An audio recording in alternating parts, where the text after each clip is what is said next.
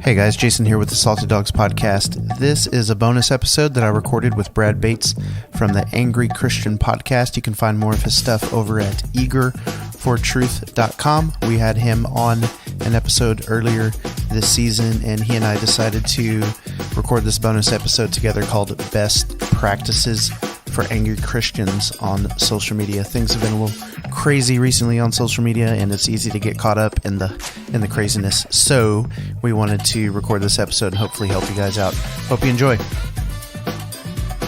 Hello, everybody. Brad Bates here, your friendly host of the Angry Christian Podcast. And today, I'm doing a collaborative episode with my buddy, Jason Villanueva. Did I say that right? You said it perfectly, bro. Congratulations. Yay! You won a prize. I was a little concerned. Jason hails from the great state of Kansas, and he is the host of the Salty Dogs Podcast. We are doing this together. This is neither a Angry Christian or a Salty Dogs podcast. This is an Angry Dogs podcast or a Salty Christian. There you go, or a Salty Christian podcast. Whichever way you want to look at it, that's how we are rolling. And have no fear, we are really social distancing here, as I am based out of South Carolina and Jason based out of Kansas. So we're not touching, we're not in the same room, we're not even in the same state. So how 6 feet? How about like 600-ish plus miles? Boom. Going above and beyond for this whole deal. Yeah, we are. We're taking it to the extreme, and that's how we roll. Just like a lot of Christians. Exactly. And as you probably can't tell by the names of our podcast, we struggle maybe a little bit with anger, just a little, just a touch. And just a tad. Just a tad. And wouldn't you know it, social media just happens to be the perfect breeding ground for anger and angry Christians and salty dogs like us. Maybe you too. If you're anything like us and you scroll through Facebook or Twitter, or probably not Instagram, because I can't think of anything that's like angry on Instagram unless you get mad at somebody's food choices or something. But if you're scrolling through Facebook or Twitter at any given point in the day, I'm sure you're going to find enough nonsense to trigger that angry Christian inside of you, that incredible Hulk lying deep beneath that is just screaming to get out. Especially in today's political and religious climate, coupled with the wonderful COVID-19, a.k.a. coronavirus, a.k.a. Wuhan virus, a.k.a. CV. The Rona. Corona, or the Rona. The Rona. The Rona. My Marona. That it. That's terrible. Hey, we got a pandemic going on is what I'm trying to get across. And everybody's got an opinion on the matter. And between all these things, you have a perfect recipe for an angry disaster or a salty disaster. I'm just going to put it like that, angry or salty. So thus begins this fight to really squash the anger before you let your fingers do the talking and get you into a whole heap of unnecessary trouble. And as an expert, and Jason's probably an expert as well, this never ends well, does it? It certainly does not, my friend. And it is a big steamy heap of crazy sometimes. Big steamy heap. Speaking of heaps, yeah. So speaking of heap, COVID-19. I promised I'd stay away from this.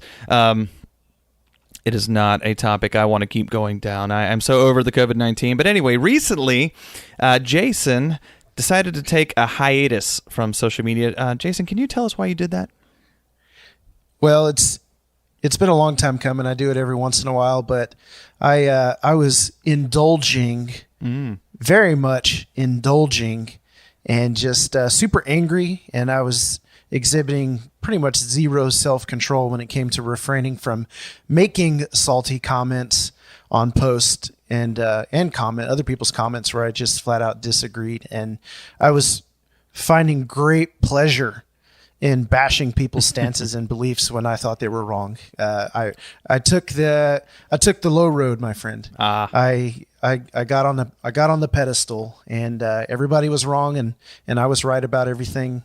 And I did that a little bit on one of your posts where you were talking about some things, and anyways, it kind of got out of hand, and my entire days were being distracted by me jumping on Facebook and making comments and being the social media warrior. Yeah. And, honestly, I'm supposed to be working from home, and I am, but Sure. I have to admit that, I'm checking social media. I'm checking Facebook and seeing what people are responding to when I'm posting things. Right. And, I just got to the point to where I was done being upset and angry all day, and it was just time to get sober, man. That's the phrase that I took on. I was going to take a little bit of a break and try and get sober, really just distance myself away from all of that craziness and just kind of see what life is like without having my face in the screen. And so,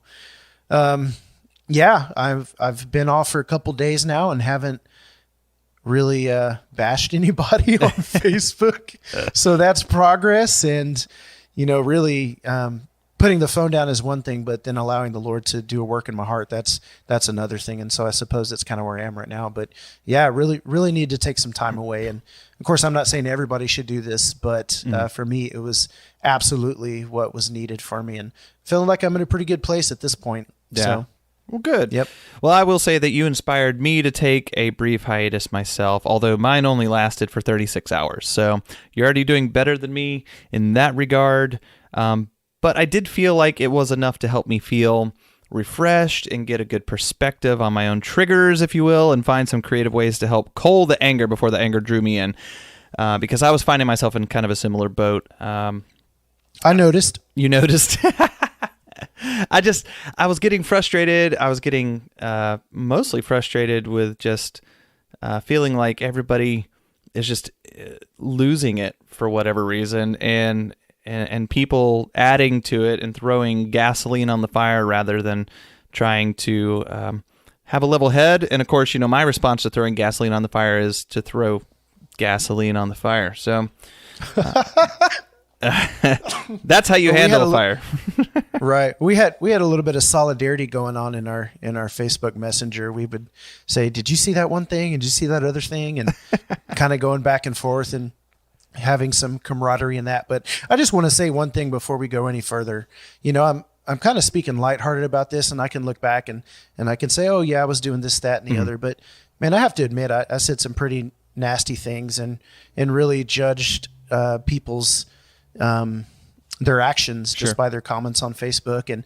And to take it a step further, I can read what they say and make a judgment on what they believe. But truly, I think what I was doing was kind of making a final judgment about who they are as people. And I just have to admit that that's absolutely wrong. And so, I joke, I jest, I kid, but I truthfully see the error in my way and am working, hopefully, to correct that and allow the Lord to do some correction in me. So just wanted to give that little preface there.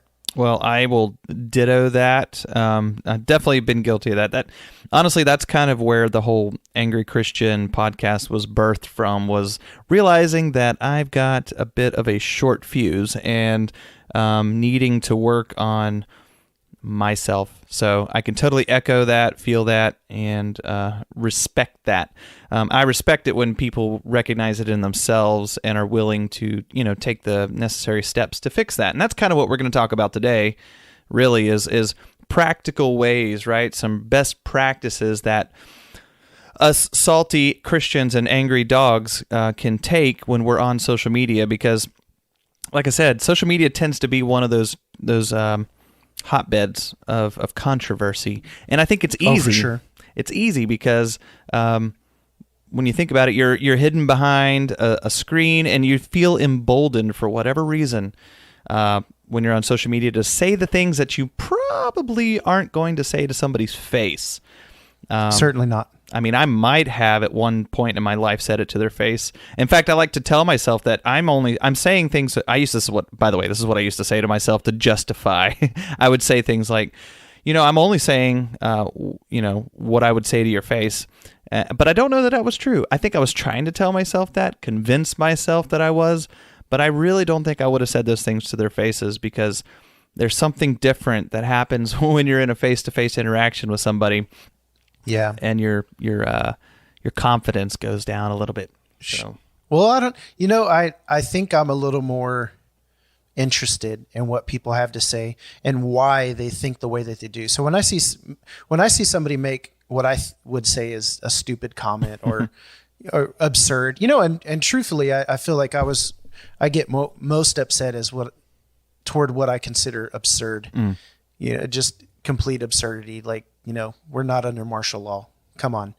So anyways, we won't get into that, but Nope. I would be more likely to have a pretty peaceful face-to-face conversation with people if someone would be like, oh yeah, we're under martial law. And I would say, oh yeah, why do you think that? Oh, well, have you seen that? No, I haven't seen that. Go ahead and pull that up. Let's see, what news source is that? Where's that at? That's in California. Oh, okay. I didn't realize that was going on. Well, that's not totally the entire country, but maybe there's some stuff happening there that certainly shouldn't be happening. But right. I wouldn't go as far to make that statement. So I would have more of a calm, collected discourse, I suppose, rather than, on Facebook, it's just and we just have to admit that there's something about, you get some sort of rush or you like feeling like you're right and other people are wrong. I'll admit that much.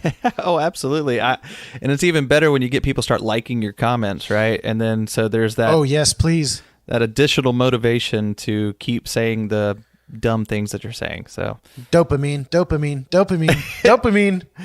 That's true. And that wasn't something I was going to go into, but I've read up on things where there is an aspect of Facebook and the likes and, people liking or commenting on your stuff that gives you a shot of dopamine. So it is a bit of an addiction, and it kind of feeds that. And I was definitely addicted to being an angry social media warrior. That's what I called it, social media warrior. Not that long ago. And, I talked about a little bit about that on your podcast a while back, so I'm not going to repeat all that. But definitely get that. So we're going to talk about some practical things that we can do. And I'll be honest, we're not coming at this as experts because we're still working on these things ourselves. So we're talking to ourselves probably just as much as we're talking to you guys.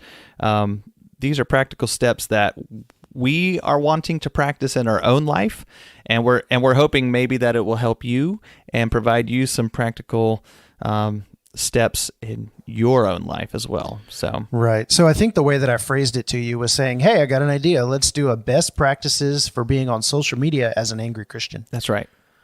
And so we have put our brains together, and Brad has actually utilized technology, aka Google Docs, woot woot, to allow us to be able to work together to come up with a list. So we actually have a list written down for you guys that we thought about. So yes, we do.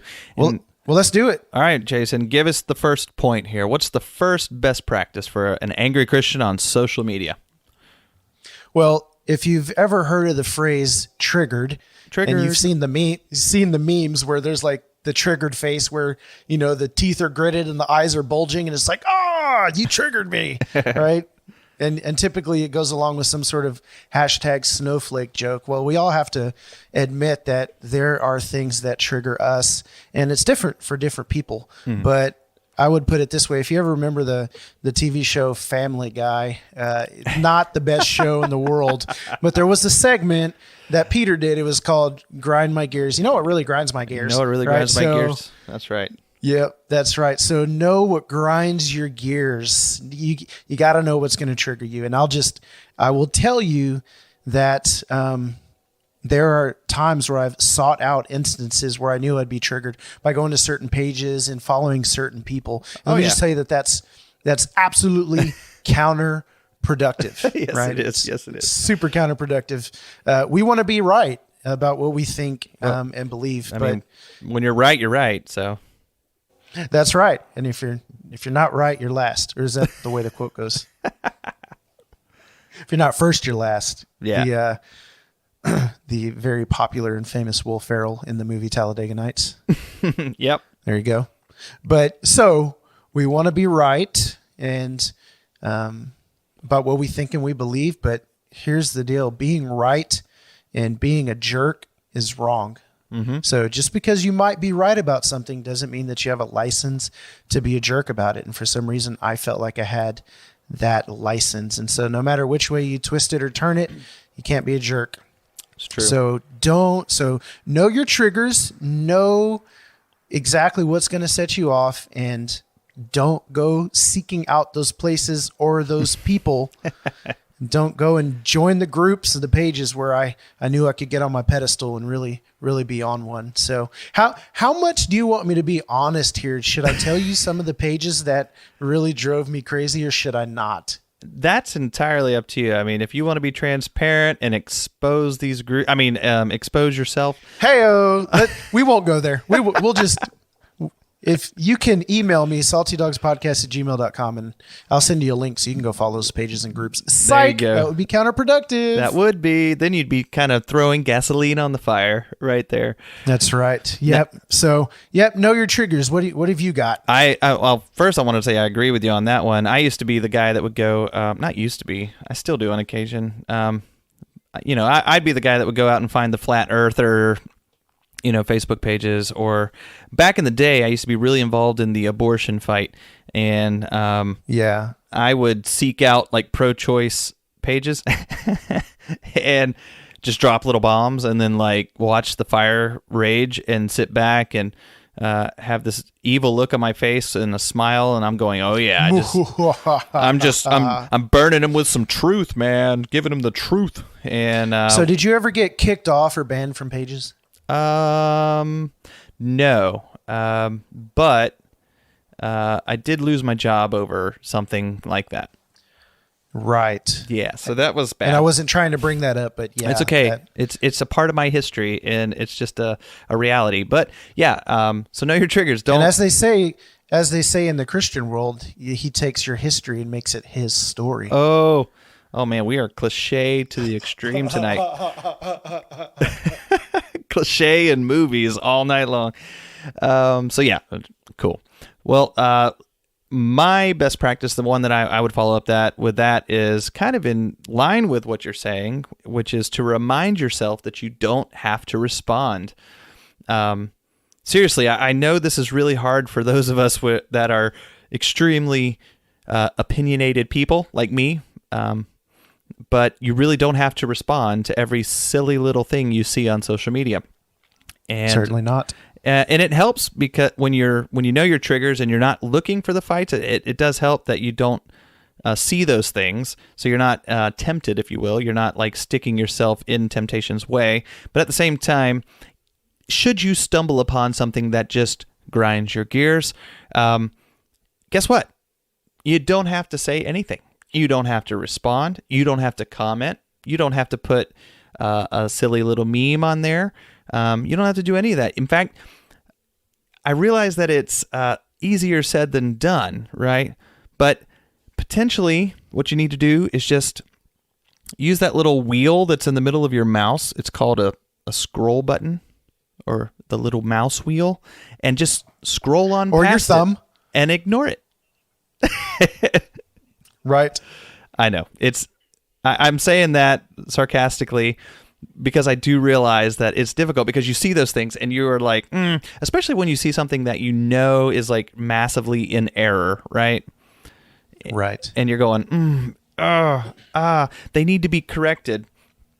And maybe they do, but it doesn't have to be you. So, truth. Just saying. Yeah, for sure. And I was going to say, you alluded to something that I typically think to myself is that the easiest way to take power away from something or someone is to just simply ignore them or the thing. And that leads me to my next point, which is unfollow, unfollow, unfollow. Oh yeah. But seriously, like, it out of sight, out of mind, right? Like, if you just ignore something, I'm not going to say just because you ignore something, it goes away. But when it comes to social media, you can literally remove yourself from that world and be removed from it. Yep. So that it will have no effect on your life whatsoever. When you jump on that platform and you start scrolling and you're seeing what people are saying and doing, you're placing yourself into that world. And let me just say this, like, social media is not bad in and of itself. It's not evil, right? Facebook's not the devil. Twitter's not the devil, Instagram's not the devil, but people will always take something and, they'll use it for bad purposes, for evil and that kind of thing. But Sure. it's not innate. Social media platforms innately are not evil, but when people get a hold of them, all kinds of things can happen. And that's what we're talking about. We first of all have to admit at least that we're angry or salty in some way, shape, or form, that we have triggers, and that getting on social media sometimes makes those things kind of flare up, if you will. Yeah. So anyways, unfollowing is really a great way to just kind of get that stuff out from in front of your eyes. Yeah. And so I have, typically it's kind of funny. I felt like unfriending people is a little harsh.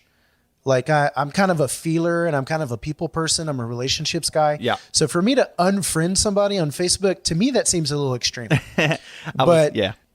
Do you feel that way or not really? No, I do. In fact, we'll probably hit that up in another point about unfriending. But yeah, I feel like unfollowing is one of those easy ways where you can stop being triggered by the things others are saying, yet maintaining a sense of relationship with them, because they don't turn around and go, "Hey, you unfriended me. What's up with that?" Yeah. So I get that. No, I but totally get that. That's totally true. And I think that's one of the greatest things Facebook has implemented is you can unfollow or turn off notifications or whatever it is, but they're still your friends. So You can wanna actually go jump on and be like, you can actually put them to put them to sleep, or it's like temporary snooze for 30 days or whatever. Yeah. You can snooze them so that you don't get anything from them for like 30 days at all. Yeah. But when I click that unfollow button, really, it's not me saying like, I can't handle you, you're an idiot. It's me saying I'm at a place to where I just can't look at the stuff that you're posting right now because it's causing me to be triggered. And I keep using that word triggered, and it feels so like, millennial, whatever. Yeah. It feels even cliche in this climate, but seriously, there are things that people will say and do, and typically from certain denominations and church paradigms and that kind of stuff. I have, typically have an aversion towards those things, but, Sure. and I'll just say, you know what, man, I love you as a person, but my heart is just not in the right place. And again, it's that whole like, hey, it's not you, it's me. So like I'm breaking up with you. Yeah. It's not you, it's me. And so I think it's just important to be transparent in that regard. But Yeah. again, I've purposely followed pages and joined groups where I knew I'd want to get into it with people. And I've significantly reduced my salty comments, my saltiness, just by simply getting out of the groups and then following those pages. And Yeah. there's been times where I've added people who are just acquaintances and they believe, excuse me, differently than I do. Mm-hmm. And just so you know, that's like 100% of the time. Yeah. Everybody's not going to agree 100% of everything that you believe and think. I think we agree But, pretty much like 105% of the time, right? Yes, all the time, everybody. All the Christians for all of history have agreed on everything concerning Always. faith and Christianity. Always. Yep. So, but not to spend too much time on this point anymore, but if you find yourself unable to see people's posts without getting pissed off and there's that stuff going on in your heart, man, just unfollow. You're not unfriending them, unfollow, and again, allow the Lord to do some stuff in your heart. So Yeah. that's that's a handy little tool. Absolutely. And I've actually had to do it with pages that I joined, not because I was going there like purposefully seeking out people to argue with. I joined it because I thought it was like going to be a really good group, right? Like for instance, there was one, I won't name the group. You were but deceived. I was deceived. No, it was a group. It was built around the book, Francis Chan's book, Letters to the Church. And I joined it with the expectation that we were going to be going there to talk about the book and the insights that we were getting. And initially it started out that way, but then it became a huge like bash the church Yeah. group. And so I ended I up might actually have leaving the to group. that a little bit. That might be how we met each other. No, we were in a Christian podcaster group. Oh, that's what it was. See, Yeah. so- No, but I'm still in that group. Yeah, Letters to the Church. Yeah. And so I actually left it because I was getting frustrated because I felt like, one, it was missing the point, and two, it was dragging me in, and I was starting to get into stupid arguments I didn't need to get into. So I left the group, which is something also that you can do. Like being a part of a group doesn't necessarily. You can still connect with people that you may have friended on those, but you don't have to be a part of that group anymore. And nobody's going to be like, where's that Brad guy? Yeah, where is he? He was so insightful. Why did he have to leave?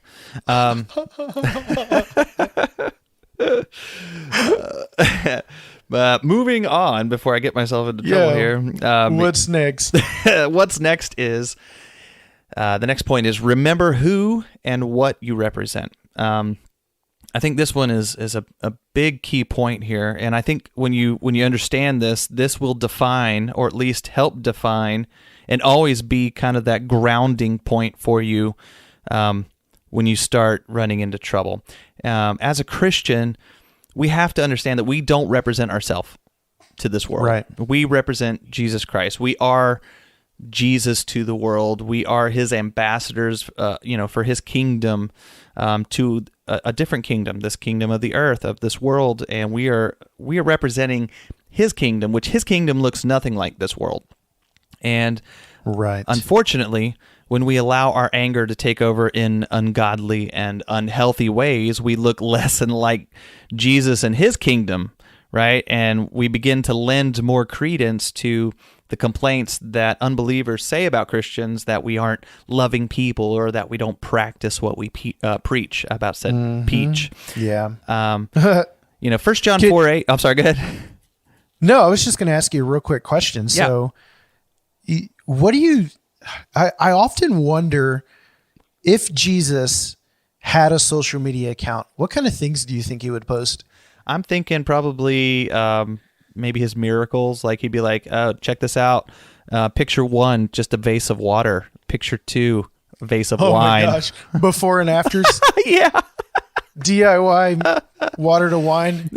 Before, here's the blind guy. After, here's the seeing guy, Here's the guy who can't walk, and now he can. Woohoo! I think he would have the best memes ever. He would. Jesus would be straight up be my meme dealer.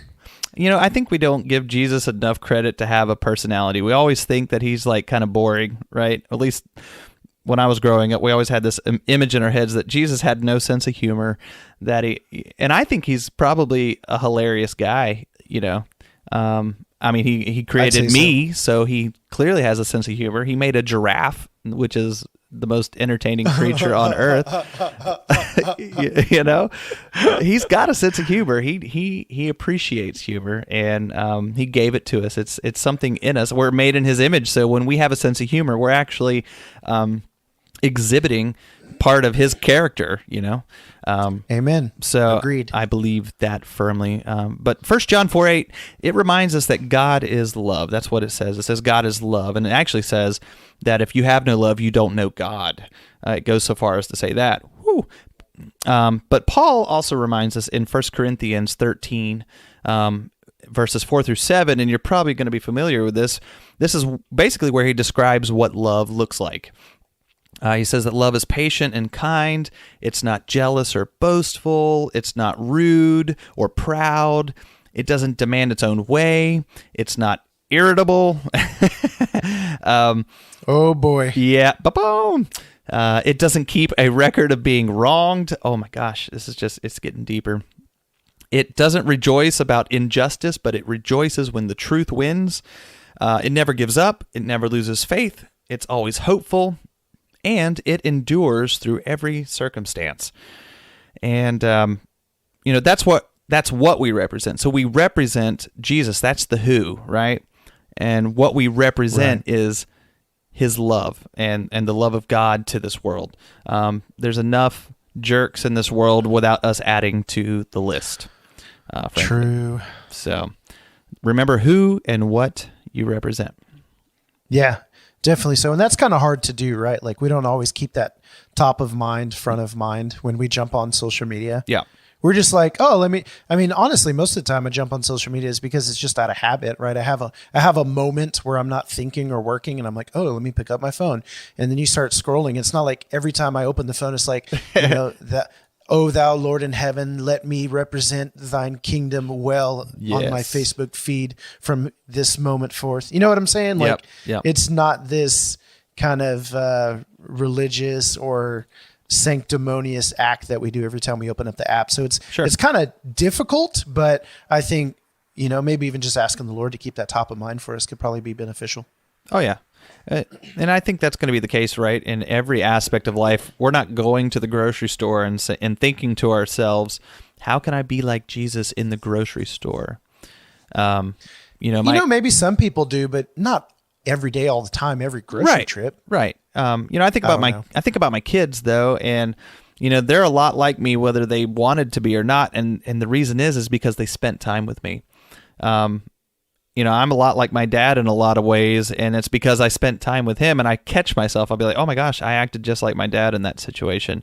Oh yeah. And that's going to be the case, right? The more time we spend with Jesus, the more time we spend getting to know our Father in heaven, the more it will become part of our second nature to do these things, and less of a process of having to get into the right frame of mind. I think that kind of goes to something you had posted actually a while ago about, how do we truly experience change, right? Yes. And it's through that time. So sure. Absolutely.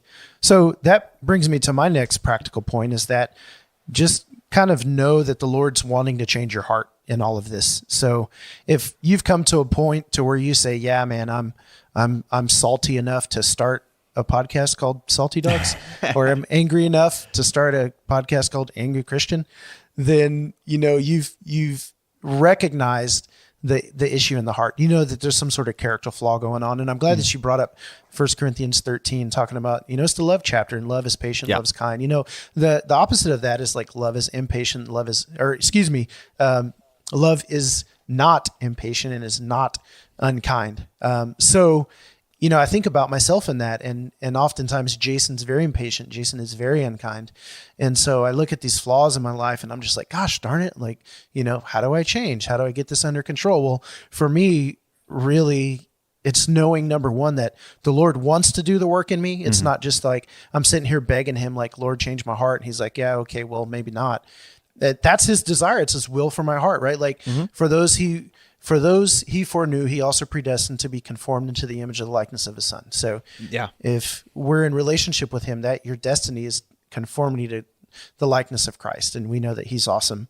And so we're being transformed into his likeness.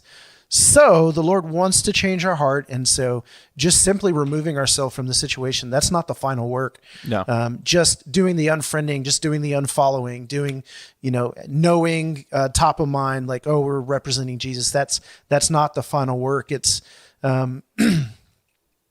it's getting sober, right? Like getting sober long enough for the Lord to change our heart, rather than getting off the group or out of the page where we're having issues. So for instance, an alcoholic, they have to do more work than just getting out of the bar and putting down the bottle, right?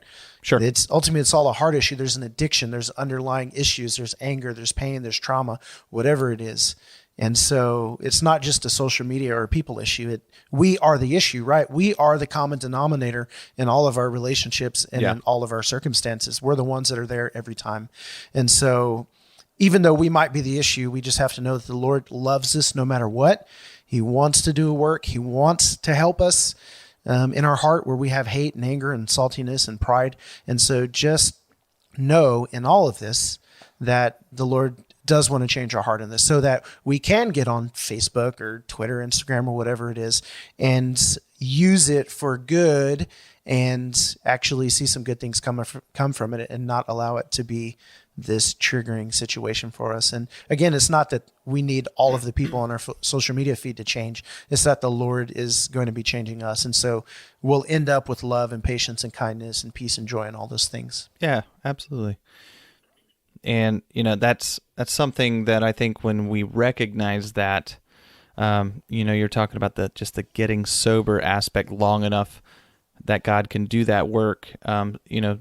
Sometimes, like what you're having to do with the hiatus thing, right, is you're not giving it up, but you're pulling away from it for a time so that you can let God challenge your heart.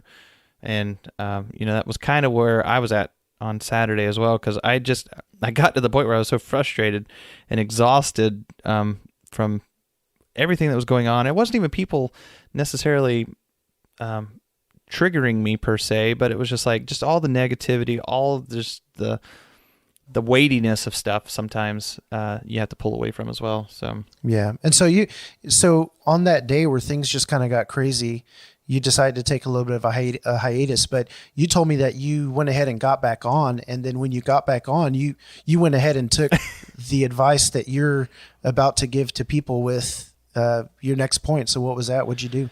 Well, first of all, I did your unfollow probably 8,000 times. But then, oh my gosh, then I took it a step further. I made the cut though, so that's good to know. Yeah, you did.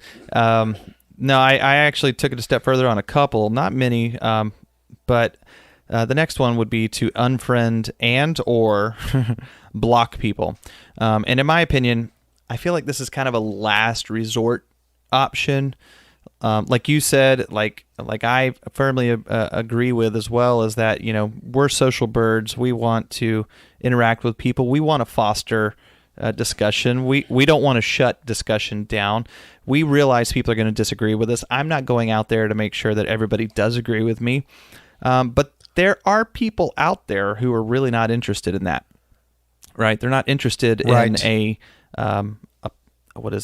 respectful discourse, meaning that we can discuss things, even disagree, but still be respectful and kind to one another.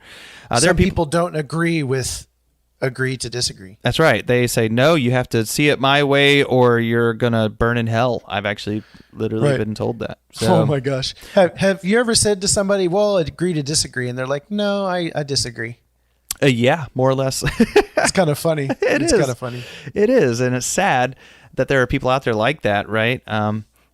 And really, there's no sense in filling up your news feed with other angry Christian salty dogs out there who don't care anything about keeping themselves in check. And all it's going to do is drag you down into the mire with them. Like, it's going to bring you back into that mess. And this is the hard part, okay? This is the part that is probably the hardest pill to swallow. And I had to do this with former pastors. I've had to do this with former friends. I even had to do this with my own father. Oh man! But it doesn't matter if you've been friends or family with them for years. If it's a toxic situation, right, to the point where everything they say or do triggers you, you may just have to let them go. And they may just be. It may very well be a situation where you just cannot be in that context with them. Now, I put this in here, Proverbs 22, verses 24 through 25. It says this, make no friendship with a man given to anger, nor go with a wrathful man, lest you learn his ways and entangle yourself in a snare. Yikes. Yeah, and that was really, that was convicting for me, right? Because I'm thinking, wait, am I a man given to anger? Am I a wrathful man? And how many people have I dragged into the mess with me? Right? Yeah. Just thinking about that, throwing that out there. And it's true, because a lot of times people will read something like this and they'll be like, make no friendship with a man given to anger. Oh, well, you're the one that's given to anger. And so scripture tells me not to be friends with you. And so boom, justified. Yeah. But truthfully, the Proverbs are more for the wise to look into self first. Right. And then I believe the fool is the one who doesn't see himself in the proverb. Exactly. Everybody wants to see the fool as the other person, right? Oftentimes, I'm the fool. I think there's several proverbs that could be quoted in this situation. One that I think about is, in the multitude of words, there is sin. Ah. Ooh. Yeah. You know that right. one? You know that one? Just I do, yeah. And then just like we're typing out these big, huge, long comments like blah, blah, blah, blah, blah. I'm so right. And Proverbs is like, nope, no, you're not. Nope. You're a bad man. I always thought of Proverbs as Solomon's Twitter feed. Touche. I like that. I thought about preaching a sermon series called Solomon's Twitter feed and then pulling some of the Proverbs out. Tweeting. I think he gets it done in like 120 words or less. Oh, most easy. Of the time, don't you think? Easy. Or letters, characters, yeah. Far less, actually. I would dare say with room for hashtags. Boom. Yep. Hashtag tweeting with Solomon. That's right. Hey, so where were you going with that verse? I'm sorry, I kind of hijacked that a little bit. Just knowing that, it as hard as it is to have to unfriend or block people, that sometimes if you find somebody who's toxic because they are constantly angry, look, I had people do it to me. I had so many people actually unfriend me because I was a man given to anger. That I just had a list of friends who actually just unfriended me or blocked me. In fact, I'll even go so far as to say that I have noticed a difference in my relationships with some of those people when I have reversed course. Because, and I've had several of them, and I'm not doing this to like pat myself on the back. It's just more of an affirmation for myself that I'm moving in the right direction. But that I had several people actually come up to me and say to me that they appreciated where I've gone and where I've come from, and that, well, that's good. That they see a change in me. And these are people that are not Christians. We're talking at least 2 or 3 of them I know of are atheists. Oh, wow. Right. And it wasn't because I backed up one bit on my beliefs. That's the thing. I didn't back up on my beliefs at all. And they know that. I just changed my tone and my, everything. That's a big deal. It makes me wonder, and I don't really know that I want to know, but I can just kind of sense that maybe that has happened to me, where there's some people who have just kind of said, you know what, I'm done with that guy, because I've had a couple years here of some saltiness, and that kind of hurts my heart a little. But I know the Lord's full of grace, and I can forgive myself and grow and move on, and ask that the Lord may restore some of that if that has indeed happened in my life. So right, absolutely. Yeah. So, can I move on to my last practical tip? Go for it. Okay, great. So, my last tip is to establish a vision and a purpose for your social media usage. Now, that may sound a little cliche, or that might sound like you're starting a ministry or you're doing a church plan or something like that, right? Like mission, 501c3, boom, boom. Right, yeah. Print inviter cards, get a website going. But seriously, and I can tell you that's not actually something that I have done. And when I wrote this down, I thought, if I'm going to get back on, I should probably decide why, really think about why I'm going to be on social media. And I need to make sure that I stay in line with that vision and that purpose for my social media feed. I think I can actually choose which side of the double-edged sword social media will be for me, because it is a double-edged sword. Again, anything can be used for good or for evil, right? And so I've allowed social media to become this place where I get on my pedestal and I rant and I rave and I come against people and make comments and do all these things. And I've allowed it to become that. Right. And if I've allowed it to become that, I think I can actually decide to reverse course, just kind of like you mentioned. And so I think that's a really practical tip. Think about it. Are you using it to build up and encourage people, or using it to represent Christ well, just kind of like you talked about? Is it for staying connected with friends and family, or using it as an outlet for your anger or discontentment, right? So yeah. We've got to decide what it can be for us, and we can really see it through a positive light, and we can make that decision and say, hey, guess what? I'm just not going to allow these things to make me upset or angry the way that they have in the past. And so again, I can decide, hey, guess what? I'm going to use my social media account to stay connected with friends and family that I normally wouldn't see, because I grew up in a different city and state, right. And I've moved away. And so I still stay connected, and I have a podcast, I have a ministry. So I could just decide, hey, friends, family, podcast, ministry, I'm only going to post about these things. I'm only going to be uplifting. I'm only going to be encouraging. And guess what? I'm in a place where I'm going to have to unfollow the groups. I'm going to have to unfollow the people. I may have to unfriend or block some people, but that's where I'm at. And I might just do those things and really kind of redeem. And I think we're talking redemption here, redeeming that platform of social media in our lives, in our heart, because we've allowed it to become something else. And at the same time, continuing to let the Lord redeem us and do his work in us. And so that's my final thought on practical social media tips as an angry Christian and salty dog. No, that's good. What have you got to close us out, Brad? All right. 2 things. I'm going to go with this. One is this, and I think this is something that if we work on, and I know this is something that you and I both are working on, but that is working towards becoming physically and emotionally healthy. Our physical and mental health are are actually linked together, right? Our emotional and, absolutely. How we are feeling physically often manifests itself in our emotions. So if we hate ourselves physically, if we're feeling like crap all the time, we tend to treat people the same way, right? Right. So when we're feeling good physically, it has a positive effect on our mental state. One thing I've been doing over the last 3 weeks that I've been working, from home due to this whole COVID-19 thing is daily walks with my wife and kids. I've also been going on daily rides on my bike. In fact, I'll give my kids some props. My oldest kid is 12. My youngest kid is 3. He is actually turning 4. But my 3 oldest, we did an 8-mile bike ride, actually almost 9-mile bike ride on Saturday. That's pretty good. Yeah. So I've been actually pulling my 2 youngest kids on a bike trailer. Oh, wow. Yeah, between the two of them, they're almost 90 pounds. So I've got... No wonder you're losing weight, bro. Right? I've lost 5 pounds. And nice. I have a plan of losing at least 10 more pounds. But I can say that, as I'm feeling better physically, it definitely is taking a positive toll on my emotional and mental health as well.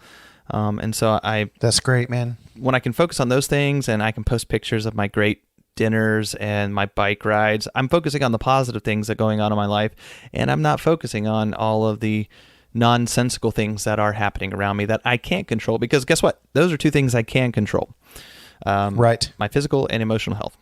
And then finally, this one I think is probably the most important, it's best. The big kahuna. Oh, this is the big kahuna best practice right here. That is this. The tweetable. This is tweetable.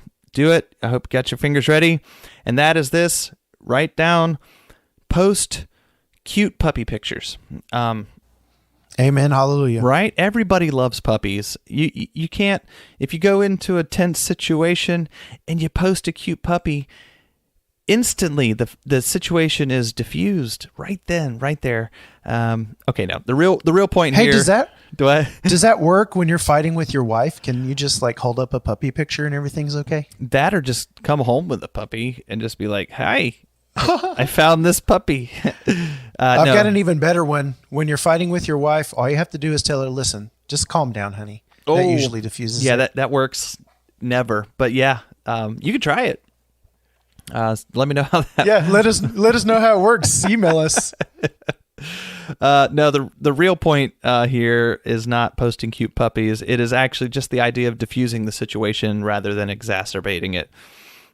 Maybe it really is a puppy picture. I don't know. Or maybe it's just simply excusing yourself from further discussion when you feel your temperature rising in the moment. And that one is probably the hardest one. And I don't like to excuse myself because I feel like, I don't want them to have the last word, especially when they're wrong. Yeah. But, there have been several times where I've been in discussions recently where finally I just was like, you know what?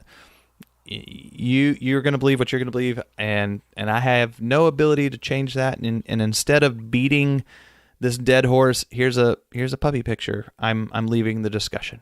So instead of beating a dead horse, here's a GIF of a laughing horse. That's right, of a cute miniature pony. Yeah. And I do want to say just one more thing, and we didn't write this one down, but I was just thinking about it. If you need to take the break, take the break. Like, seriously. Oh yeah. Social media is not life. It's not the end of the world if you're not on for a couple days. Like, if anything, you might actually be more present and enjoy your days a little bit better, not being knee deep in all of the craziness. And it's not just the angry Christians, and it's not just the things that trigger us, but there's all kinds of news and things that get articles and it's just kind of the same thing as maybe turn off the radio or the TV for a day. Ooh. We know things are crazy. We know COVID-19 is doing its thing and people are on lockdown and people have lost jobs. Like, we know the bad news. And honestly, like, a day of just maybe cutting that stuff all off and finding a place of peace, getting outside, riding a bike, hanging with the kids, playing a game, all of that stuff is super beneficial, just like you said, for your mental health and your physical health. And so maybe just decide to do that. And that's not me saying everybody has to do it, but it's me saying, hey, I want to give you permission to actually go ahead and do that and maybe try it out if you feel like it's something you need to happen for yourself. That's so, right. I do have a resource that I can lead people to. Okay. There's this website, and I actually paid for it. Oh. It's called freedom.to, and it is I pay for it. I can't remember what I paid, maybe like $20 for the year. But it is software that you can put on your phone and your computer, and you can actually create different times. They call them sessions. So I can go on and I can create a session, and I can say, hey, for the next 4 hours, I'm going to block myself on my website or my laptop and on my iPhone from certain websites. And so you have a block list, and it says block these distractions. And so then I have these different block lists that one's called distraction, and there's 11 things I've blocked. One's called iPhone, and I've got another 10 things blocked. And so I can go and start those sessions throughout the day and just say, hey, for the next 4 hours, I got to get stuff done. So I'm literally going to block myself with software from being able to get on these websites. And that's just a tool that I've needed because I lack the self-control. And let me tell you, I don't work for Freedom. I pay for their service. This isn't the podcast being supported financially, although I wish it was. Freedom, if you're listening to this, hook it up. But just a practical resource. Maybe some people don't have that self-control. Is something I've used in the past to help myself get off for just a little bit of time. So I wanted to throw that out there. Absolutely. Yeah. I just found it, and I'm gonna have to check that one out. So yep. Cool. Well, man. Take it away, Brad. All right, man. Well, we really appreciate you guys listening. Hopefully these were practical steps that you guys can really put into practice. We really did try to keep it as simple as possible. I mean, these are all things we can all do. These are all things that Jason and I are trying to practice ourselves. So we're not just preaching at you. We're trying to practice what we preach. And we do this because we want to be better than what we've been. And we know that we have a future that is bright before us as long as we don't get in our own way. So, right. Yep. Anyway, we appreciate you all. We thank you. Jason, what is your sign off? What do you guys say at the end of your podcast? Typically, me and my co-hosts, we just say salty dogs out.